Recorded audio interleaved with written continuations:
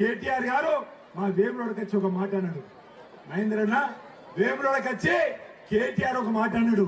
రాజేంద్రని పట్టుకొని అసలు రాజేంద్రని ఎవరైనా గుర్తుపడతారా అంటుండు.